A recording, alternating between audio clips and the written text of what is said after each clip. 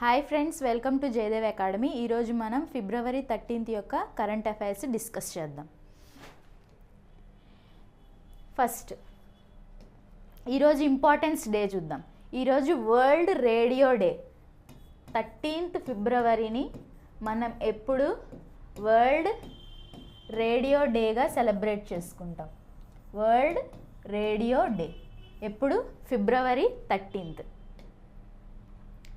అయితే ఈ సంవత్సరం వరల్డ్ రేడియో డేకి థీమ్ వచ్చేసరికి radio a century informing, entertaining and educating.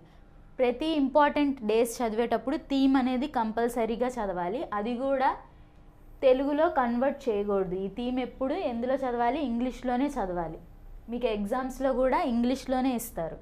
So theme of world radio day ఏంటి? Radio a century informing, entertaining and educating.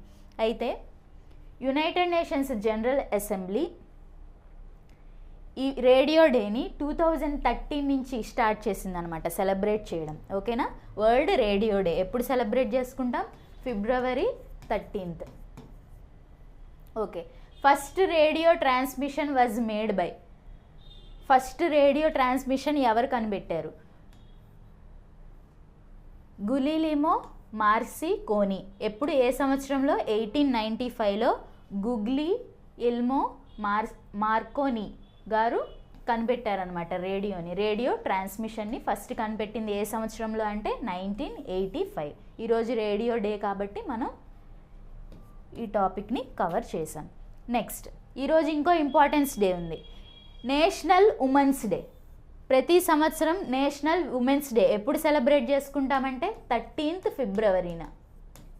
ఎందుకు అంటే ఈరోజు సరోజినీ నాయుడు గారి బర్త్డే అనమాట.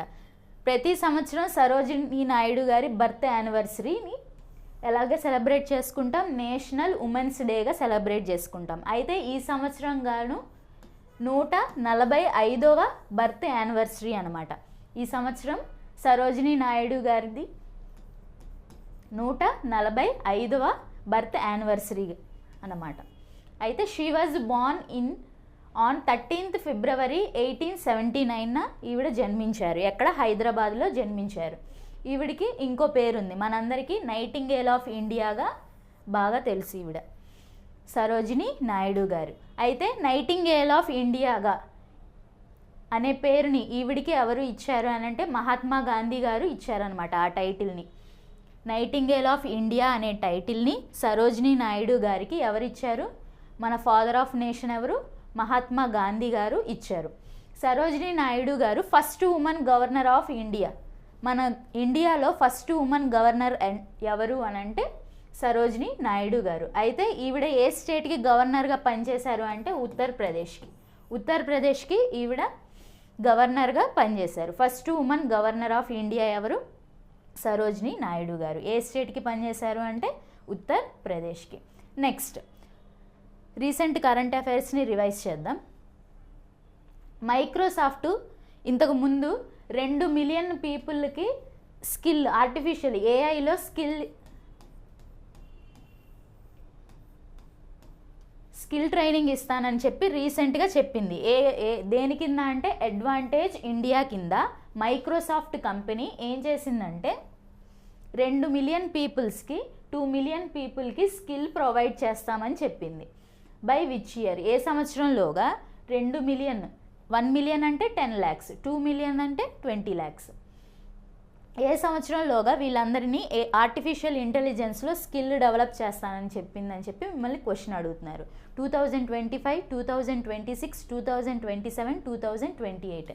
2025 కల్లా మైక్రోసాఫ్ట్ కంపెనీ అనేది డబ్బుడ్ అడ్వాంటేజ్ ఇండియా కింద 20 లక్షల మందికి స్కిల్ డెవలప్మెంట్ చేస్తుంది. ఎప్పుడు? 2025 కల్లా.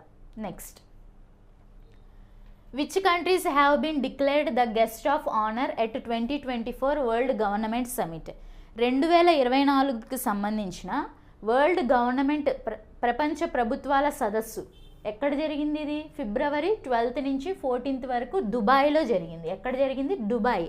అయితే ఈ దుబాయ్లో ఈ సమ్మిట్కి, ఈ మీటింగ్కి 3 కంట్రీలని గెస్ట్ ఆఫ్ ఆనర్ ఇచ్చారు. అయితే ఆ 3 కంట్రీలు ఏంటి అని చెప్పి మిమ్మల్ని క్వశ్చన్ అడుగుతున్నారు. India, UAE and Khattar, India, Turkey and Saudi Arabia, India, UK, Ukraine, India, Turkey, Khattar. Answer వచ్చేసరికి ఏంటి, ఇండియాని, టర్కీని, ఖత్తర్ని గెస్ట్ ఆఫ్ ఆనర్గా పిలిచారు.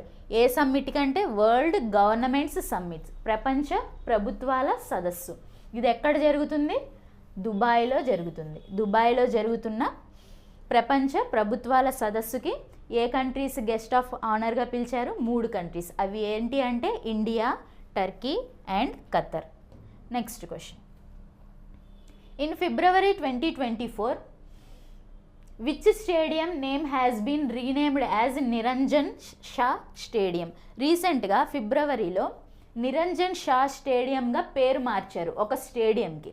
ఆ స్టేడియం పేరేంటి అని చెప్పి మిమ్మల్ని అడుగుతున్నారు. Renamed.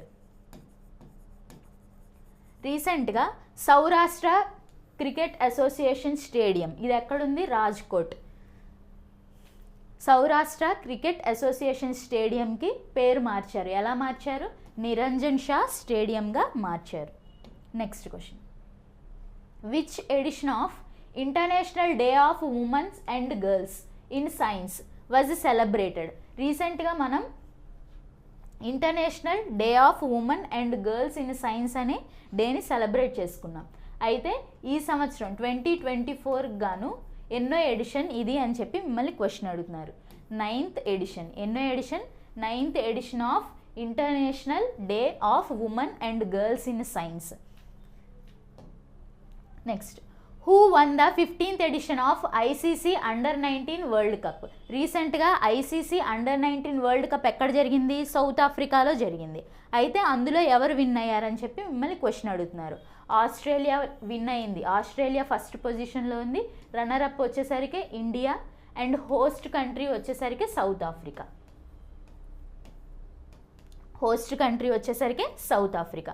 So ICC 15th edition, edition కూడా important. 15th edition of ICC under nineteen world cup. ఇది గుర్తుందా మీకు, శ్రీలంకని బ్యాన్ చేశారని చెప్పి అసలు ఇది జరగాల్సింది ఎక్కడ, శ్రీలంకలో జరగాలి. రీసెంట్గా శ్రీలంకని ఐసీసీ వాళ్ళు బ్యాన్ చేశారు కాబట్టి హోస్టింగ్ రైట్స్ ఎవరికి వెళ్ళినాయి, సౌత్ ఆఫ్రికాకి వెళ్ళినాయి. అందుకని ఈ సంవత్సరానికి 15th ఎడిషన్కి హోస్ట్ కంట్రీ ఎవరయ్యారు, సౌత్ ఆఫ్రికా అయింది.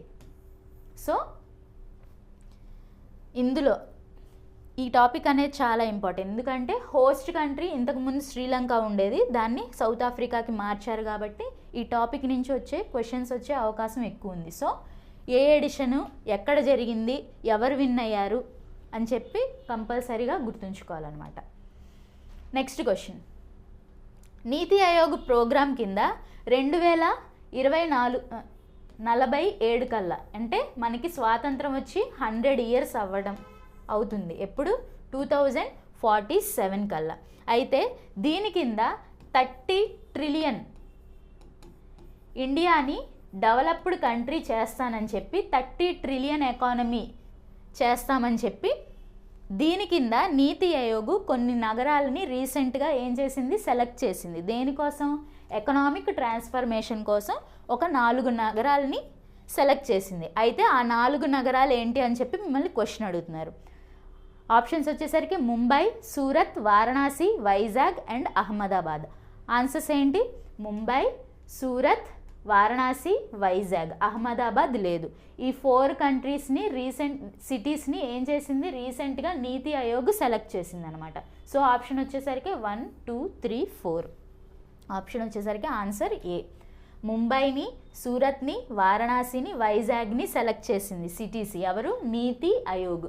ఎందుకు, 2047 కల్లా మన ఇండియా అనేది డెవలప్డ్ కంట్రీ అవ్వాలని చెప్పి తీసుకొచ్చిన దాని కింద, ఆ స్కీమ్ కింద డెవలప్ చేయడానికి 4 నగరాలని ఎన్నుకుందనమాట. ఆ నగరాలు ఏంటి అంటే ముంబై, సూరత్, వారణాసి, మన ఏపీ నుంచి వైజాగ్ కూడా ఉంది. Next. Consider the correct statement about 2024 world government summit. రీసెంట్గా 2024 వరల్డ్ గవర్నమెంట్ సమ్మిట్ ఎక్కడ జరిగింది, దుబాయ్లో జరిగింది. ఆల్రెడీ ఇందాక క్వశ్చన్లో చూసాం. గెస్ట్ ఆఫ్ ఆనర్ కంట్రీస్ ఎవరు, ఇండియా, టర్కీ అండ్ ఖత్తర్. ఈ 3 కంట్రీస్ ఏంటిది గెస్ట్ ఆఫ్ ఆనర్స్. దీని థీమ్ వచ్చేసరికి షేపింగ్ ఫ్యూచర్. దీని థీమ్ ఏంటి షేపింగ్ ఫ్యూచర్ అనేది ఈ సమ్మిట్ యొక్క థీమ్ అనమాట. అదే ఇచ్చాడు. ఈ 2 కరెక్టా కాదా అని చెప్పి మిమ్మల్ని అడుగుతున్నారు. So both 1 and 2 are correct. Answer వచ్చేసరికి ఏంటి both 1 and 2 are correct. Next ఈరోజు న్యూస్లో చూస్తే ఆడుదాం ఆంధ్ర ప్రోగ్రామ్ అనేది ఫైనల్స్ ఎక్కడ జరుగుతున్నాయి? వైజాగ్ విశాఖపట్నంలో జరుగుతున్నాయి. ఆడుదాం ఆంధ్ర. మీరు ఆడుదాం ఆంధ్ర అనగానే మీకు గుర్తు రావాల్సింది ఏంటిది? ఫైనల్స్ ఎక్కడ జరుగుతున్నాయి? వైజాగ్లో జరుగుతున్నాయి. ఇది అందరి ఆట ముగింపు వేడుక నేడు విశాఖపట్నంలో డాక్టర్ వైఎస్ఆర్ ఇంటర్నేషనల్ క్రికెట్ స్టేడియంలో నిర్వహిస్తున్న ఫైనల్ అనమాట. ఏ స్టేడియం అంటే doctor YSR international cricket stadium. ఇది ఎక్కడుంది అంటే వైజాగ్ విశాఖపట్నంలో ఉంది. వైఎస్ జగన్మోహన్ రెడ్డి గారు ఏం చేస్తారంటే అవార్డ్స్ అనేవి ఇస్తారనమాట. మనం గుర్తుంచుకోవాల్సింది ఏంటిది? ఆడుదాం ఆంధ్ర యొక్క మస్కాట్ ఏంటి? ఆడుదాం ఆంధ్ర యొక్క మస్కాట్ ఏంటి? మస్కాట్ వచ్చేసరికి కృష్ణ జింక.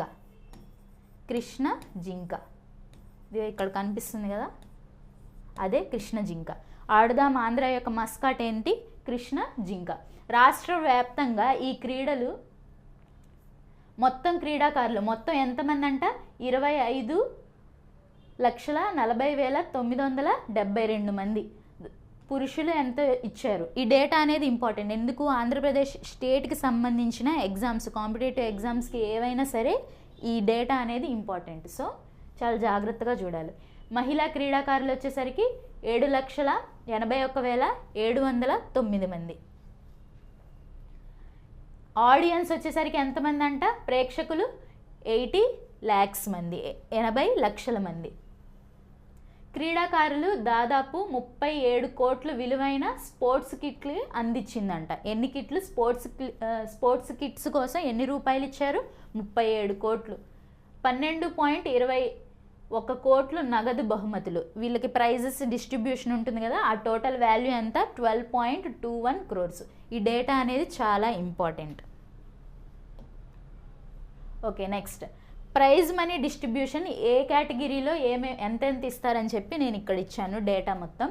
అయితే స్టేట్ లెవెల్కి వచ్చేసరికి ఫస్ట్ ప్రైజ్కి 5 lakhs వస్తుంది, సెకండ్ ప్రైజ్కి 3 lakhs వస్తుంది, థర్డ్ ప్రైజ్కి 2 lakhs వస్తుంది. క్రికెట్, వాలీబాల్, కబడ్డీ, ఖోఖోకి. అదే బ్యాడ్మింటన్కి అయితే స్టేట్ వైజ్ 2 lakhs వస్తుంది, second prize 1 lakh, third prize 50,000. ఇవన్నీ చూడాలి. ఎందుకు? మనకి స్టేట్ ఎగ్జామ్స్లో ఉన్నప్పుడు వీటి గురించి అడిగే అవకాశం ఎక్కువ ఉంటుంది. అదే డిస్టిక్ లెవెల్లో అయితే ఫస్ట్ ప్రైజ్ వచ్చేసరికి 60,000, 30,000, 10,000. అదే బ్యాడ్మింటన్లో 35,000, 20,000, 10,000. కాన్స్టిట్యుయెన్సీ లెవెల్లో వచ్చేసరికి 35,000, 15,000, 5,000. అదే బ్యాడ్మింటన్లో 20,000, 10,000, 5,000. సో అమౌంట్ మనీ కూడా మనం గుర్తుంచుకోవాలి. స్టేట్ వైజ్ అయితే ఎలాగా, డిస్టిక్ వైజ్ అయితే ఎలాగా, కాన్స్టిట్యుయెన్సీ వైజ్ అయితే ఎలాగా. నెక్స్ట్ న్యూస్ వచ్చేసరికి యూపీఐ న్యూస్లోకి వచ్చింది. ఇది మనం ఆల్రెడీ చదివిన కరెంట్ అఫైరే. ఏంటి? యూపీఐ అనే దాన్ని మన ఇండియా డెవలప్ చేసిందనమాట. Unified payment interface. దీన్ని మన వరల్డ్ మొత్తం, మన గ్లోబల్ మొత్తం పెంచడానికి ఏం చేస్తున్నారు? ఇండియా శ్రమిస్తుందనమాట. అయితే రీసెంట్గా యూపీఐ అనేది శ్రీలంక అండ్ మారిషియస్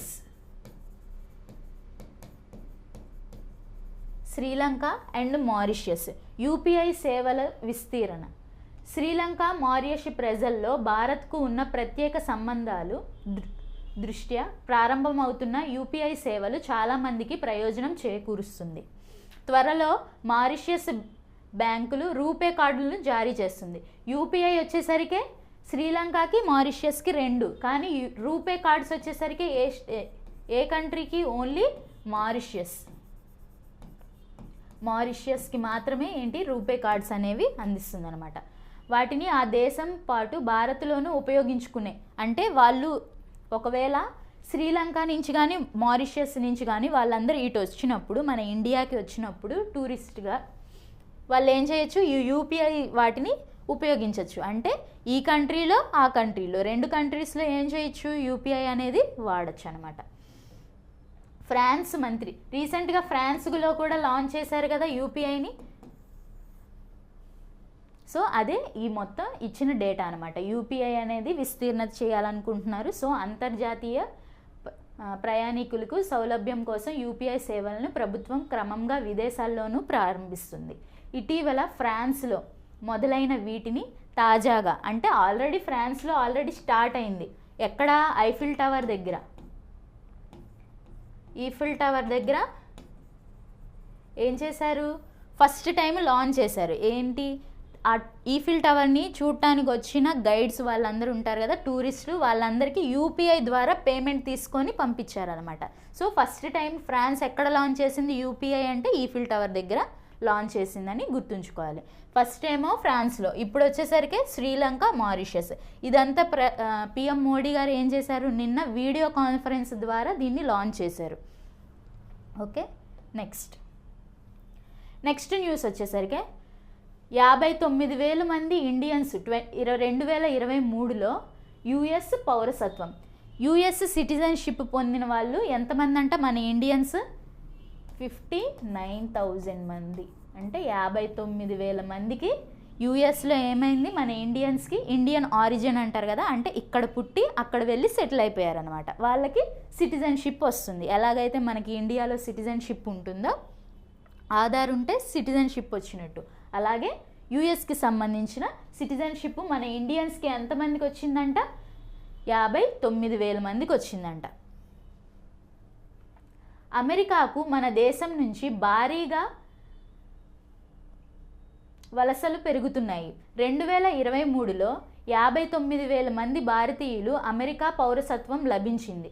అమెరికాలో సిటిజన్షిప్ పొందిన వారిలో భారతీయులు 2వ స్థానంలో ఉన్నారు. అమెరికాలో సిటిజన్షిప్ వచ్చిన వాళ్ళలో ఎక్కువ మంది సెకండ్ ప్లేస్లో ఎవరున్నారంట, ఇండియా ఉందంట, ఇండియన్స్ ఉన్నారు. మరి ఫస్ట్ ప్లేస్లో ఎవరున్నారు, ఫస్ట్ ప్లేస్ వచ్చేసరికి మారిషియస్ ఉంది, మెక్సికో ఉంది. ఫస్ట్ ప్లేస్ వచ్చేసరికి ఎవరున్నారు, మెక్సికో ఉంది. First place Mexico, second place వచ్చేసరికి ఇండియా. ఓకే, ఫస్ట్ ప్లేస్ వచ్చేసరికి యుఎస్ఏలో ఎక్కువగా యుఎస్ సిటిజన్షిప్ ఎవరికి వచ్చింది, మెక్సికో దేశం నుంచి ఎక్కువ వచ్చింది. సెకండ్ పొజిషన్లో ఇండియా నుంచి వచ్చింది. ఇండియా నుంచి ఎంతమంది, 59,000 మంది. ఈ డేటా అంతా ఎవరు ఇచ్చారు, యుఎస్సిఐఎస్ ఇచ్చింది, యుఎస్సిఐఎస్. అయితే మోర్ దాన్ 59,000 మంది కన్నా ఎక్కువ మంది సిటిజన్షిప్ పొందారనమాట యుఎస్ఏ కింద. ఏ సంవత్సరం గాను, 2023. అయితే అసలు మొత్తం యుఎస్ సిటిజన్షిప్స్ ఈ సంవత్సరానికి 2023గా ఎంతమందికి ఇచ్చారు, 8.7 lakhs మందికి ఇచ్చారు. యుఎస్ పౌరసత్వం అనేది ఎంతమందికి ఇచ్చింది, యుఎస్ 2023లో అంటే 8.7 లక్షల మందికి ఇచ్చారు. అయితే ఇందులో మెక్సికో ఎంతమంది ఉన్నారంట, 1.1 lakh Mexicans. And US India వచ్చేసరికి 59,100 మంది ఉన్నారంట. Indians obtained US citizenship. The report also claimed 35,200, 4% of newly enlisted American citizens were from the democratic republic. అంటే థర్డ్ ప్లేస్లో ఎవరున్నారు, డెమోక్రటిక్ రిపబ్లిక్. మనకంతా ఇక్కడ ఈ న్యూస్ అంతా అవసరం లేదు. మనకు కావాల్సిన డేటా ఏంటంటే ఇండియాకి సంబంధించిన వాళ్ళు ఎంతమంది ఉన్నారు, యుఎస్ సిటిజన్షిప్ పొందిన వాళ్ళు ఏ సంవత్సరానికి గాను, 2023కి గాను 59,000 పైగా ఉన్నారు అని చెప్పి మనం గుర్తుంచుకోవాలి. అదే ఫస్ట్ పొజిషన్లో ఎవరున్నారు, మెక్సికో, సెకండ్ పొజిషన్లో ఇండియా, థర్డ్ పొజిషన్లో డెమోక్రటిక్ రిపబ్లిక్ అనమాట. అది గుర్తుంచుకుంటే సరిపోతుంది. నెక్స్ట్ న్యూస్ చూస్తే RINL విప్స్కు జాతీయ స్థాయి అవార్డు. వైజాగ్లో ఏదైతే మన స్టీల్ ప్లాంట్ ఉందో అందులో మహిళలకి సంబంధించిన ఒక దీని పేరు అనమాట. RINL విప్స్ అనేది ఈ మహిళలకి సంబంధించింది. దీనికి నేషనల్ అవార్డు వచ్చిందనమాట. జాతీయ స్థాయిలో ఉత్తమ సంస్థ అవార్డు అనమాట. 3వ స్థానం వచ్చింది. ఏంటిది? థర్డ్ ప్లేస్ వచ్చింది నేషనల్ కేటగిరీలో ఉత్తమ సంస్థ అవార్డు. ఇది ఎవరికి సంబంధించింది? ఓన్లీ మహిళలకి సంబంధించింది అనమాట. సో ఈ న్యూస్ అనేది ఇంపార్టెంట్. ఏంటి? జాతీయ స్థాయిలో ఎన్నో ప్లేస్ వచ్చింది? థర్డ్ ప్లేస్ వచ్చింది. ఎవరికి అంటే RINL విప్స్కు. ఇది ఎక్కడుంది? వైజాగ్లో ఉంది. వైజాగ్ స్టీల్ ప్లాంట్లో అనమాట. నెక్స్ట్, రోడ్డు ప్రమాదంలో యువ అథ్లెట్ మృతి. అయితే రీసెంట్గా ఒలింపిక్స్ 2024 ఎక్కడ జరుగుతున్నాయి? ప్యారిస్, ఫ్రాన్స్లో జరుగుతున్నాయి. అవునా? Paris, France. అయితే ఈ ఒలింపిక్స్లో పోటీ చేయాలన్నమాట ఈయన. ఎవరు? ఆయన పేరు, ఈ అథ్లీట్ పేరు కెల్విన్ కిప్టమ్ అనే అథ్లీట్ ఈ ఒలింపిక్స్కి సెలెక్ట్ అయ్యారు. అయితే రీసెంట్గా ఈయన ఏమయ్యారంటే రోడ్డు యాక్సిడెంట్, కార్ క్రాష్ ద్వారా ఈయనతో పాటు ఈయనకి సంబంధించిన కోచ్ కూడా ఇద్దరు మృతి చెందారనమాట. సో ఈ ఆబిచ్యువరీస్లో వస్తుందన్నమాట ఈ కరెంట్ అఫైర్. అయితే రీసెంట్గా ఈయన ఎందుకు ఇంత ఇంపార్టెంట్ అంటే 24 year world who won the London marathon in April. మొన్న అక్టోబర్లో వరల్డ్ రికార్డు క్రియేట్ చేశారు ఈయన. ఏంటిది? చికాగోలో వరల్డ్ రికార్డు. ఏంటది? మ్యారథాన్ అనేది రన్ చేశారనమాట. ఎంతసేపట్లో? 2 గంటల 35 సెకండ్లలో ఈ మ్యారథాన్ అనేది ఆయన కంప్లీట్ చేసి వరల్డ్ రికార్డు సాధించాడు. సో ఈయన ఇంపార్టెంట్ అనమాట. ఈయన పేరేంటి? Kelvin captain. World marathon record. ఈయనకి ఉన్న రికార్డు ఏంటి? World marathon record. ఎప్పుడు వచ్చింది? మొన్న అక్టోబర్ 2023లో ఈయన ఈ రికార్డు చేశారనమాట. ఎంత టైంలో అని అంటే 2 hours 35 seconds, 2 గంటల 35 సెకండ్లో పరుగు చేశారు. రన్నర్ అనమాట, అథ్లీట్. అయితే ఈ కార్ క్రాష్లో ఈయనతో పాటు ఈయన కోచ్ గెర్వేయిస్ హకీజిమానా ఇద్దరు చనిపోయారనమాట. సో ఈ ఆబిచ్యువరీ న్యూస్ అనేది ఇంపార్టెంట్. ఎందుకు? ఈయన వరల్డ్ అథ్లీట్, అట్లాగే వరల్డ్ రికార్డు సంపాదించిన ఆయన, అలాగే రేపు ఒలింపిక్స్లో పార్టిసిపేట్ చేసే ఆయన సడన్గా కార్ క్రాష్ అయ్యి ఏమైంది? మరణించడం జరిగింది. నెక్స్ట్ న్యూస్లోకి వస్తే 6.5% తగ్గిన నిరుద్యోగిత. అంటే అన్ఎంప్లాయ్మెంట్ రేట్ అనేది Q3. ఇది దేనికి సంబంధించింది? Q3కి సంబంధించింది డేటా అనమాట. Urban areas dips to 6.5%. అంటే నిరుద్యోగం అనేది తగ్గిందనమాట. ఎంతకి? 6.5%. ఓకే, ఈ డేటా అనేది ఇంపార్టెంట్. ప్రతిదీ గుర్తుంచుకోవాలి. 2023 అంతే కదా. Q3 అంటే ఎప్పటి నుంచి ఎప్పటి వరకు? అక్టోబర్ నుంచి డిసెంబర్ వరకు. అక్టోబర్ టు డిసెంబర్ మధ్యలో ఉన్న క్వార్టర్లో అన్ఎంప్లాయ్మెంట్ రేట్ అనేది ఎంత తగ్గింది? 6.5% అయింది. ఎంత నుంచి అంటే 7.2% నుంచి 7.2% నుంచి ఎంతకి తగ్గింది? అన్ఎంప్లాయ్మెంట్ రేట్ అనేది 6.5%కి తగ్గిందనమాట. అని ఎవరు చెప్పారు? Periodic labour force survey. ఏంటిది? పీరియాడిక్ లేబర్ ఫోర్స్ సర్వే రీసెంట్గా Q3కి సంబంధించిన నిరుద్యోగులు ఎవరైతే ఉంటారో వాళ్ళందరూ ఎంతకి తగ్గారంట? 6.5%కి తగ్గారని చెప్పి రీసెంట్గా సర్వే చేసింది. మనకి ఇక్కడ ఇంపార్టెంట్ ఎవరు చేశారు ఈ సర్వే, ఎవరు పబ్లిష్ చేశారు అనేది ఇంపార్టెంట్. ఎవరు? Periodic labour force survey. ఏం చెప్పింది ఈ సర్వే ద్వారా? ఈ Q3కి సంబంధించిన, Q3 అంటే ఏ మంత్స్ మధ్యలో వస్తుంది? అక్టోబర్ నుంచి డిసెంబర్ మంత్స్ మధ్యలో ఉన్నదాన్ని Q3 అంటారు. రేట్ అనేది 6.5% అయిందని చెప్పారనమాట. సో ఇది ఇంపార్టెంట్, డేటా అనేది ఇంపార్టెంట్ అనమాట. నెక్స్ట్ ఇంకో డేటా వచ్చింది. ఏంటి దీనికి సంబంధించి?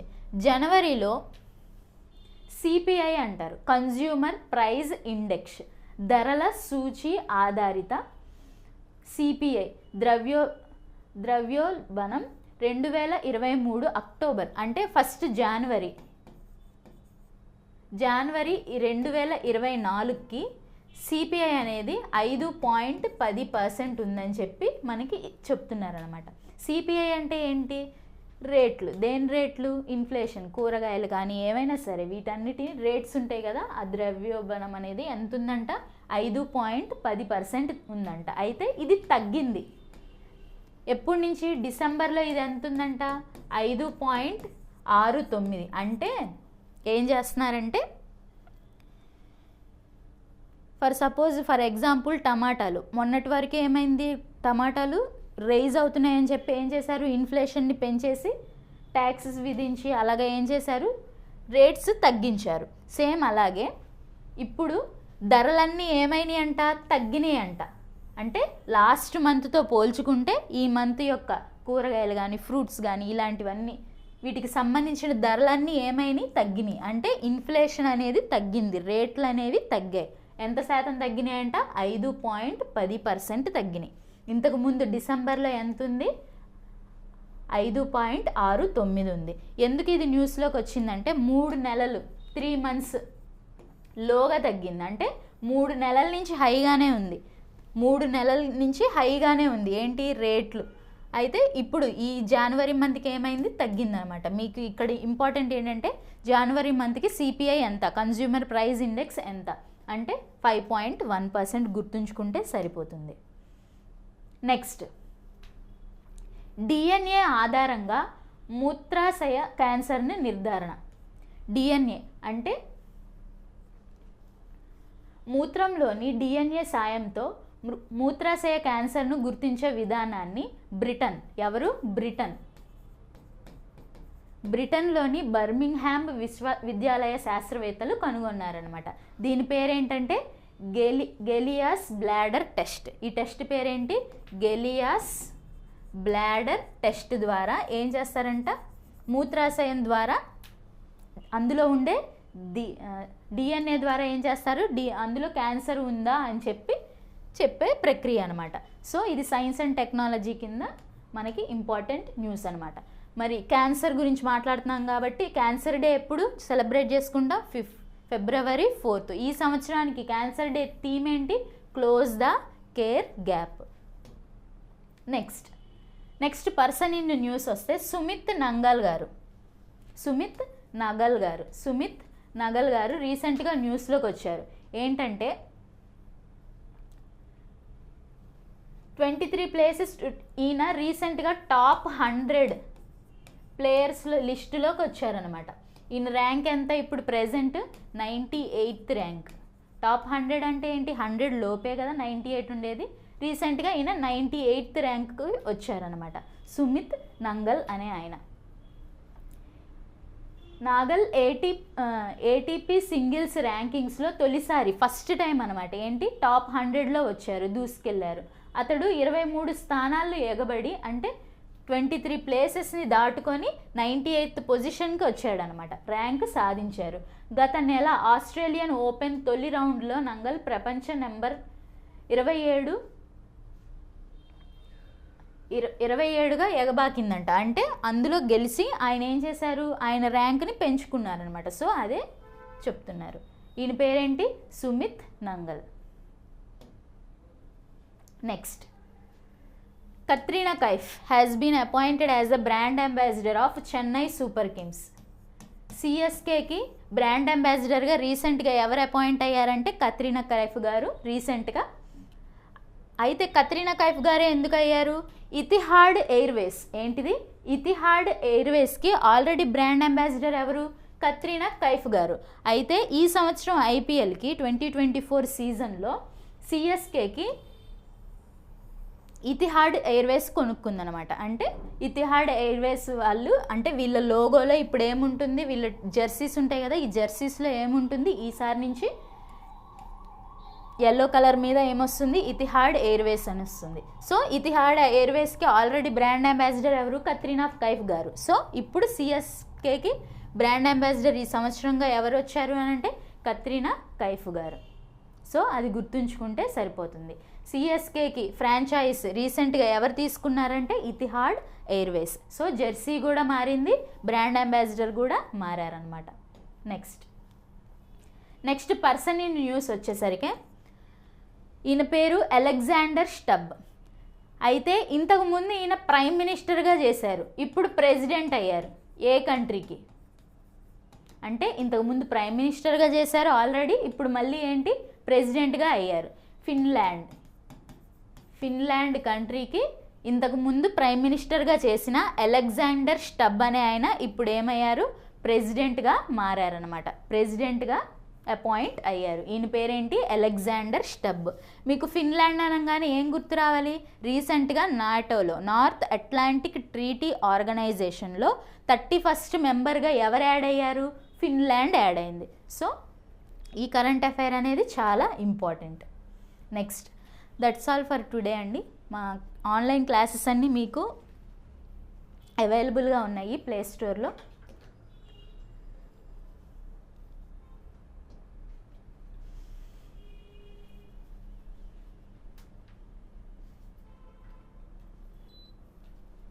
ఈ క్లాసెస్ అన్నీ మీకు అవైలబుల్గా ఉన్నాయి ప్లే స్టోర్లో. Please like, share and subscribe.